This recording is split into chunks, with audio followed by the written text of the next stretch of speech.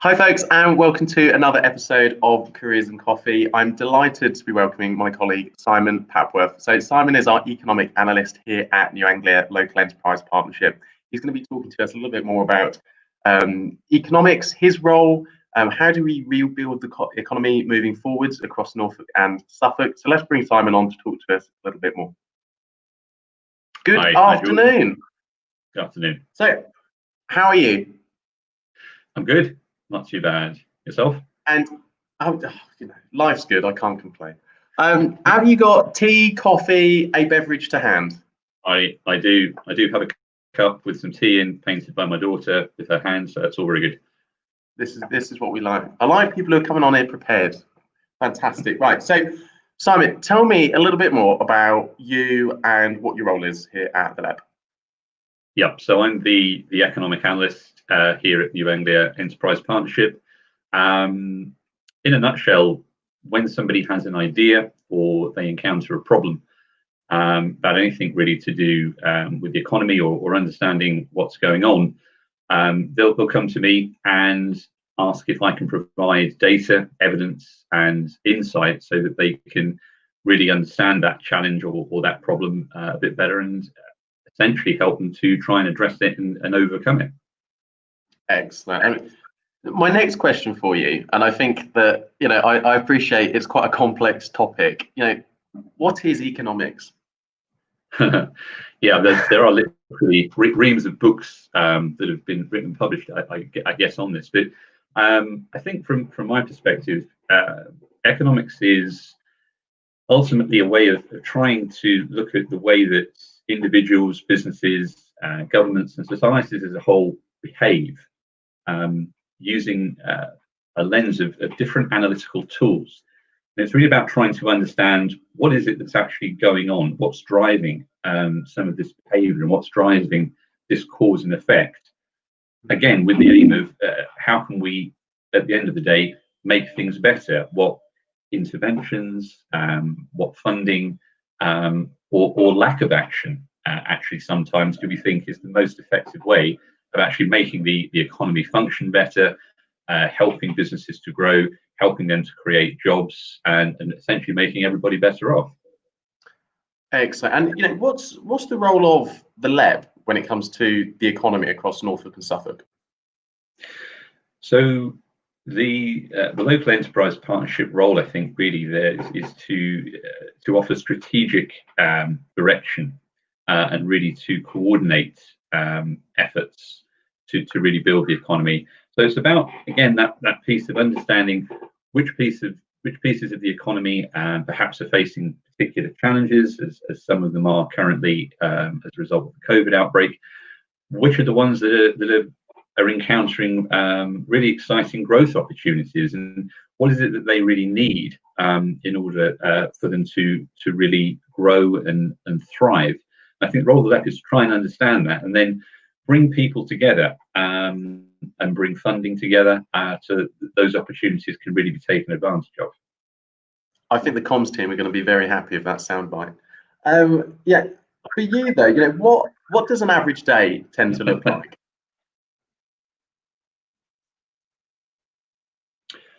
To be honest, one of the great things about my role, I think, any role where you're an analyst across sort of quite a broad spectrum, where you're asked to be sort of an economic analyst, is that there's a huge amount of variety from day to day. There might be a perception that as an analyst you're sort of just constantly bogged down in data and graphs and charts, and certainly that's an important element of the job. It's something that you do need to be comfortable working with and interested in.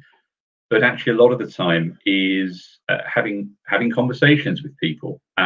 It's about partnership building.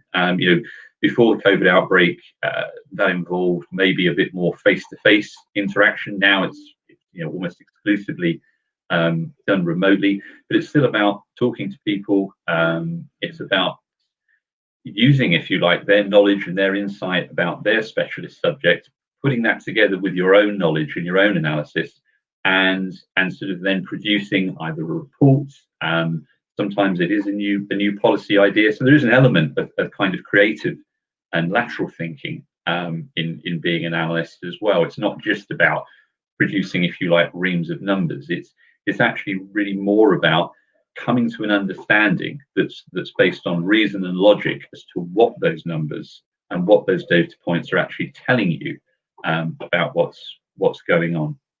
Excellent, thank you. And you don't obviously become an economic analyst overnight. So what was your pathway to get to where you are?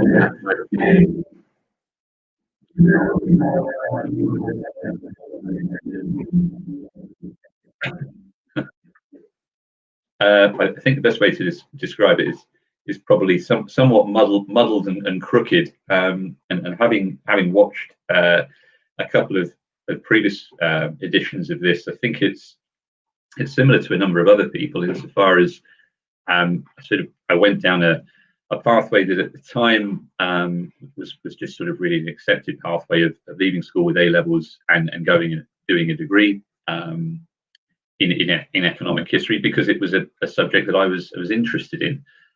There wasn't really a set career path that was planned out. It was more of a case of trying one or two things out that I thought at the time made sense, taking the learning from those experiences and then applying it to the next step. I mean, immediately before being an economic analyst, I was an inward investment manager for 6 years in Essex. And to be fair, probably most people don't really know what an inward investment manager does, what the role of the job is, because it's something you never really encounter until you get into certain fields of work. And I think that's true of a lot of job roles. Actually, until you start working, it's quite hard sometimes to know what types of jobs and opportunities are out there. So there's always that element, I think, of exploring, maybe taking a bit of a risk, applying what you've learned and the experience that you've gained, and then sort of taking another risk and making another step. Excellent, thank you. And we've just got a question. So what are the key skills needed to be an economic analyst? I think probably one of the, I don't know if it's necessarily a skill, but I think one of the key behaviors or personality traits, I think you have to be quite intellectually curious, i.e. you have to have that sort of nagging thing at the back of your head that kind of is constantly going, why is that happening? Why isn't that happening? What's really the reason for that? Okay, I'm being told that this outcome has happened because this has happened, but is that really the case, or is there something going on there? So I think having, in terms of sort of the skills that fall out of that, obviously it helps if you're at least somewhat proficient in terms of maths and numeracy. That is kind of quite a core thing, but I don't think it's the case that you need to be exceptional in that discipline. I think it's having enough of a skill base in that area. I think also combined with the ability to think laterally and sometimes think a little bit out of the box, because that's where you start to make the connections between different pieces of evidence and different pieces of data and putting them together. So I guess, in a sense, it's almost a bit like being an investigator. That's quite an interesting analogy. I like that. And I want to rewind the clocks back to when Simon was at school. So what was school like for you? Did you get any good careers advice? Were you sat in class in year 8 thinking, right, I'm going to be an economic analyst at the LEP one day? What was happening back then?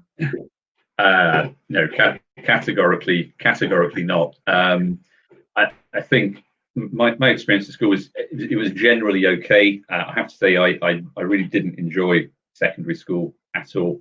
I liked doing A levels when I got to do them, but yeah, it wasn't at all the case that, as you say, I was sat there thinking I wanted to be an economic analyst. I really don't think I had a terribly strong idea at any point, certainly when I was at school or even when I was at university, of actually what I wanted to do as, in inverted commas, a career. And I have to say the careers advice that I had at secondary school was almost non-existent, and what was there was pretty awful. I mean, I went to a fairly ordinary state secondary school, and at that time, 25 years ago, whatever, it really was pretty poor. They had a series of really sort of antiquated databases that you sort of punch a load of responses into questions. And I think it's safe to say that 90% of the people either got the response of you should work in construction, you should work in accountancy, you should be a nurse, or you should be a librarian. And that was generally what everyone got punched out of it, and that was about the extent of it. So no, it was pretty poor. So hence why I've had to sort of explore my way a bit through a career. No, that's interesting. Good insight. And what was your dream job growing up, and has it changed? The question we've just got in. I guess I didn't really have a dream job as such. I think at some point, probably when I was a kid and I loved playing with Lego, I had a vague ambition of being an architect. But I think that sort of dissipated over time, and I was probably slightly put off by how long and how expensive it was to train to be an architect as well. That was about it. No, that's brilliant. I used to love Lego as a kid. I remember my brother ended up knocking one of the things off, never forgiven him. Oh, blimey. Right. Another question already. Okay, so what has been the biggest challenge you've encountered in your career? Apart from obviously working with my good self. I was about to say, I won't mention any of the personal relationships with colleagues at all. No. I think in terms of sort of an overall challenge in a career, it's probably difficult to pick out kind of any one thing that sort of spans all the points of your career, because I think there are different challenges at different points, and at the end of the day, I'm hopefully only about midway through my career at the moment. I think one of the things that I have encountered, I've worked for central government bodies, for regional government bodies, and for local government bodies. So I've got quite a good experience of working across all those different areas within the public sector. And I think one of the biggest challenges is the pressure to often try and please all of the people all of the time. Is one of the most common things, and that really can be tricky, because in any job you're working with limited time, limited resources, limited insight, and you can only please so many people so much of the time, but you still have to deal with that pressure. No, that's agreed on that one. Now I want to come on to some of your work here at New Anglia a little bit more. So we've got a variety of different sectors across the two counties that we're in. But what are some of the key growth sectors in New Anglia, and also, I suppose, what makes them a growth sector? Sure. So a little while ago, we undertook a piece of work that was quite extensive, and it took a number of months of analysis to really investigate and pull together. And that piece of work was called the Local Industrial Strategy. Perhaps a little bit misleading as a title, but it was the one that the central government gave us. It's not really sort of about industry, perhaps in the way that people might think about sort of big coal stacks or big factories. It's more about what are the key growth sector opportunities within any given economy. I'll run through in a second what the three key ones are that we identified. I think the key to understanding any kind of growth sector is to make a distinction between, it's not just about what your economy is good at right now.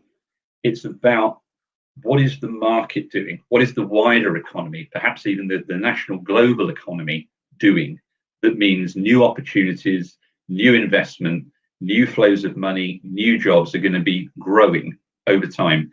So you've got to do a little bit of future gazing and using what you understand of what's coming down the line to inform that vision. So the three areas that we picked out were around clean energy, what we termed agri-food, and ICT digital.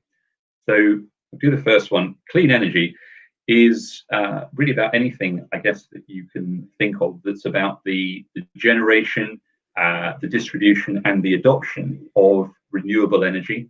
And we also included nuclear energy in this broad sort of sphere of work. Clearly, it's something that both economically and societally we are really grasping the nettle that we have to make a change about the way that we conduct ourselves with regards to energy. And whenever you see a change coming, there will invariably be an economic opportunity around it. So in this area off the coast, we have massive offshore wind arrays. They require manufacture of materials, they require connection, they require a fair degree of maintenance. And then once the power comes onshore, there's a whole network that needs to be maintained in order to distribute that. And that's just sort of one very small example. I won't go through all of the areas of clean energy, but this is clearly something that's going to grow. It's going to attract a lot of government investment and government interest. It's also going to introduce a huge amount of interest from the private sector, injecting a lot of investment there. And you can see from some of the big names that are on that slide there, such as EDF, Vattenfall, Associated British Ports, Shell, all of these companies are looking at this area now as a real growth opportunity. And I think the jobs that will come through this will be good. There'll be good jobs. There'll be good jobs in terms of the salary that they offer, the training and development they offer, and also their longer term prospects. You know, this is something that is a long-term commitment. Excellent. And yeah, what are some of the other key growth sectors as well in New Anglia?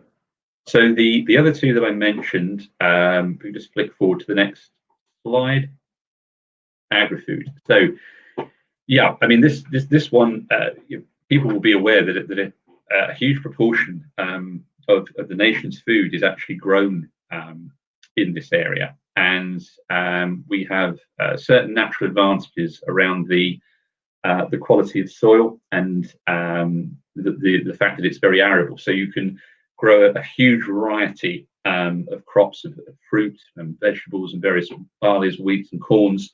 And that gives us a real diversity in the food base that we have. So that's sort of one element. The other element of it is that we also have some really sort of exciting food producers that are growing in the region, the likes of Aspel's and Adnams, to name a couple. And then taking it sort of perhaps a sort of another level up, perhaps in terms of the level of jobs that are available. We also have a huge amount of research and development going on around understanding how we grow food more efficiently, what types of food we need to grow to make us more healthy. A lot of this is going on at the Norwich Research Park. There's really a sort of global leader in this field. So there's a whole kind of area around growing food more efficiently, processing food more efficiently, and actually what foods we should be eating to improve our health and our well-being. It's something we've got a bit of a competitive edge on. Again, there's a huge growing global awareness about this. You're probably more in developed economies at the moment, but I think it's coming in developing economies, particularly those that are facing challenges around climate change and how do they grow food more efficiently with perhaps less water. And again, these are going to be jobs that are going to be there long term. A lot of them will be quite well paid and will offer real chances of progression. Excellent, thank you. And then finally, the third one that we identified was around ICT digital. It's probably something again that's been thrown into sharper relief as a result of the COVID outbreak. Is how important it is that we have good digital skills, but also actually how well digital platforms such as this can actually work. I think there was perhaps a bit of reticence before the COVID outbreak of actually, could we conduct a lot of business remotely? Could we do it via video conferencing? I think this has proved actually it can work really well. What we do have though is demand for digital ICT skills far outstripping supply at the moment, and we really do sort of need to address that. That's a UK-wide problem, not just a challenge for New Anglia, but I think it's an exciting opportunity for us. One, because I think we've got some really big players in the ICT digital field already here, such as BT's at Astral Park, just outside Ipswich, that employs about 3,000 people working already in this sector. We've got some other really exciting pockets of activity, really sort of spread across the the whole area.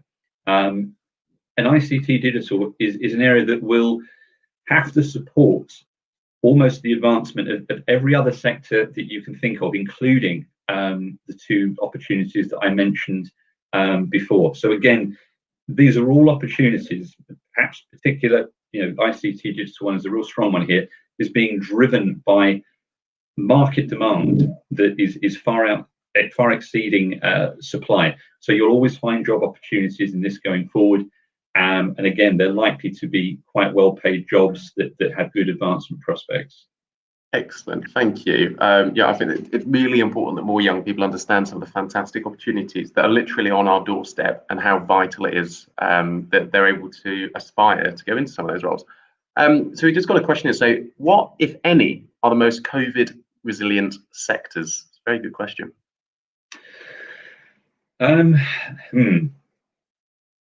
Yeah, I think in terms of what we think of as being COVID resilience, I think just as a headline piece, we perhaps have to be a little bit cautious in saying which are resilient in terms of the ones that have been resilient so far, rather than thinking about what sectors are indefinitely going to be resilient, because we're only effectively 6 months into this. There's a lot we still really don't know about exactly how this is going to pan out and what the longer term effects are going to be. I think basically any sector that is allowed or can accommodate and facilitate being able to work at home and work remotely, say as we're discussing now, inherently has to be more resilient. So perhaps things like professional services, finance, elements of sort of digital creative, again, IT, so far have been a bit more resilient than some of the other sectors, most notably like, say, high street retail or leisure and hospitality, that almost demand that more sort of close proximity and physical interaction. I think there's some subtleties there, though, because obviously sometimes retail does get talked about as a sector that's been hit particularly hard, and I think certainly in terms of high street, that's the case. But obviously online retail has absolutely taken off. So then all of the jobs that are associated with online retail, such as warehousing and distribution, what we might call logistics, again, have been relatively resilient in this situation.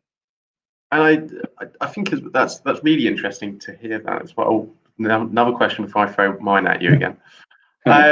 What types of information data are you looking at with regards to our county at the moment, and why? Oh God, all of that is there is a lot. I mean, specifically, what we were looking at before was obviously looking at the general productivity rates, the employment rates, the wage rates, the housing rates. We were looking at carbon emission rates, a whole slew of stuff, attain rates. That hasn't gone anywhere. We're still looking at that because those are the key things that you have to look at when you're trying to assess what's going on with an economy.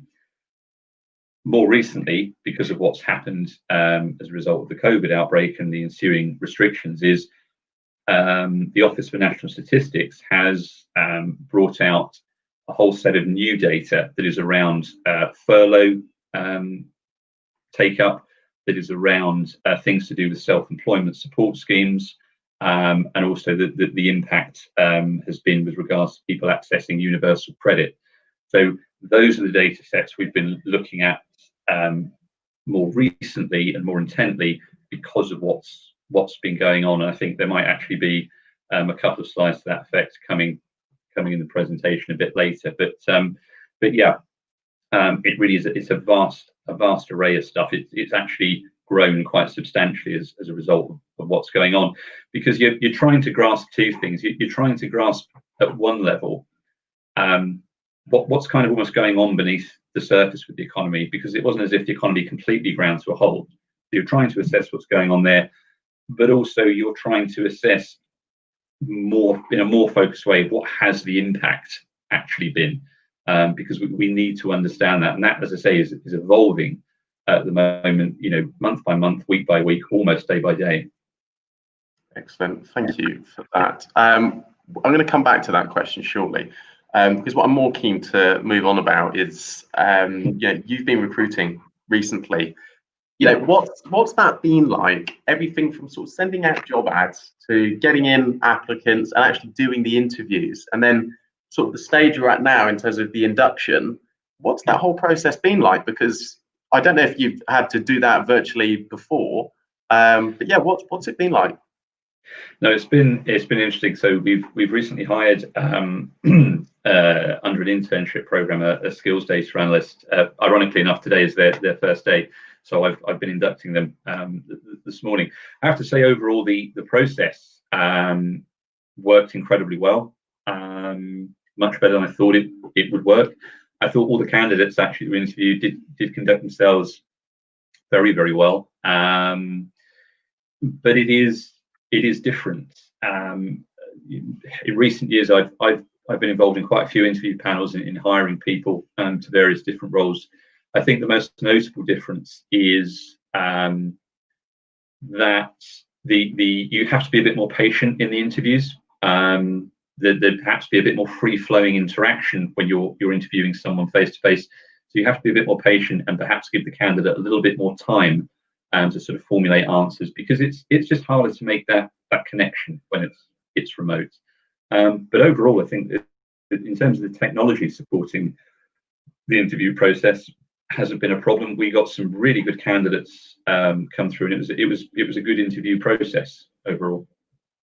And yeah, what advice would you give to a young person, or actually anybody who is about to go and do their first sort of virtual interview and go through that process?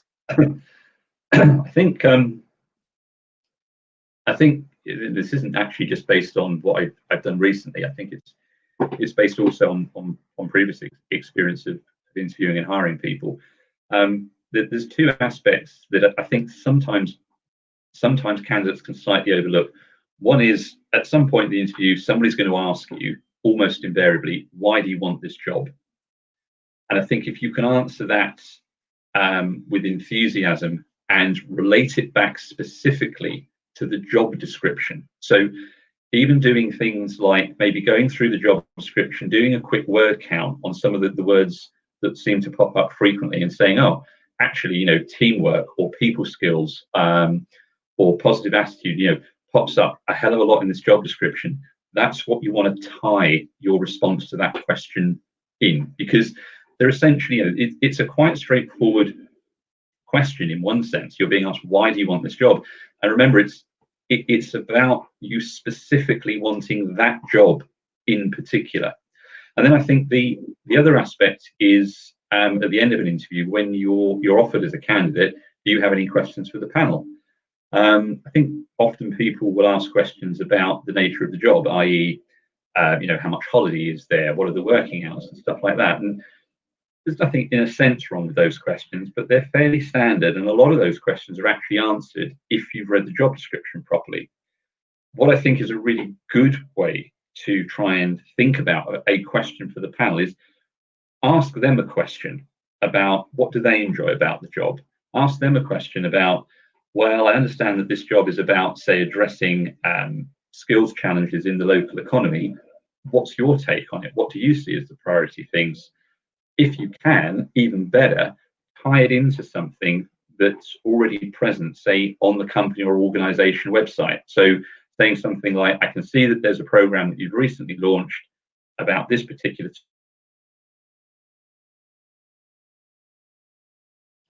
Oh, I think we may have lost him in the 29th minute. Oh, blimey. So folks, I think we may have to leave it there, and that's actually worked out quite timely. Unfortunately for Simon, who sort of left on, he might be back with us. You're sort of wrapping up on the interview. Simon, you're back with us. I'm back. I don't know what happened there. That's right. So you were just talking about the interview side of things. Yeah, sorry. Where did I get cut off on? Because that's not clear. In terms of questions that candidate should be asking rather than the standard ones. Yeah, so I think the questions you want to tie into is sort of really sort of to ask the panel about perhaps their opinion on what the job is about. Even better if you can tie it into something that you've managed to find maybe on the company website. So if you can find something maybe in the news section of the website that says, oh, I see that you've recently launched this new program or this new initiative. That sounds really exciting. Why do you think this is going, or how is it going? Because then it shows the interview panel a couple of things. It shows that you've got some initiative, that you've taken a real personal interest in what's going on, and I think that's what, as an interview panel, you're really interested in. You need to have the core competencies, of course, for a job. That's really just the qualifying mark. What will often put you over the edge as a candidate, particularly if there's another candidate that's also had quite a good interview, is if you can just make that little bit extra that really speaks to you really wanting that particular job. And that's the only way that can really come across the panel. I think that's brilliant advice. Thank you. Now, I've got one last question for you. Do you think, sort of in your opinion, the government has done enough to be able to support businesses moving forwards? And if not, or what would you have done differently to make sure that businesses and people have been surviving throughout this pandemic, from obviously an economic standpoint? I think, to be honest, given what's gone on, I think in terms of the scale and the speed of responsiveness, I think what the government's done to date has actually been pretty impressive. Particularly when you start looking at perhaps what's gone on in other comparative economies that have offered, I think, perhaps less support. And I think there's a sound rationale behind it, in terms of the hoped for end point, if you like, of this is that we solve the health issue, i.e. we deploy an effective vaccine, and that then allows us to properly get the economy back on track. And I think between that point and now, that there is still going to be a lot of unpredictability, uncertainty, and there's probably going to be a fair amount of pain. I don't know that there's a huge amount extra that could have been done. I think some of perhaps the issues that have not gone down too well have been to do with communication of things. Perhaps at times hasn't been particularly clear. But I think when you look at things like the furlough scheme, you look at the support for self-employed, it has been deployed effectively. Of course, there are always going to be people that unfortunately don't meet the criteria, that do fall through the cracks. But to be honest, I think I'd struggle to think of anything at the moment that would have made a massive difference of change without taking on significant amounts of longer term debt. I mean, as it is, what's already been deployed will have a fiscal impact at some point in the future, i.e. we all will have to pay more tax in order to bring down what we've effectively borrowed. No, that's a very interesting insight, and I don't think anyone wants to pay more tax, but I think given the circumstances that we're in and sort of the mounting debt, I think it's probably the only route moving forwards. Simon, I am going to leave it there. I think you've given us such a brilliant insight into economics, your role at the LEP, and also the roles LEP, to be able to support the economy across Norfolk and Suffolk, and also some brilliant advice to young people on sort of virtual interviews moving forward. So huge thank you for coming on to Careers and Coffee. So folks, that was Simon Papworth, economic analyst here at New Anglia Local Enterprise Partnership. So this is the end of this week's Careers and Coffee. As always, if you can go below and fill in our survey, helps me and Josie come up with different ideas in terms of the folks you want to see here on Careers and Coffee. So next week, I have on another colleague from New Anglia LEP, Scott Burden, who will be talking to us about his work as Programs Coordinator here. And we'll also have on Mark Aaron, who's in the creative sector. So Tuesday and Thursdays, 12:30 to 1. Looking forward to seeing you next week. Thanks.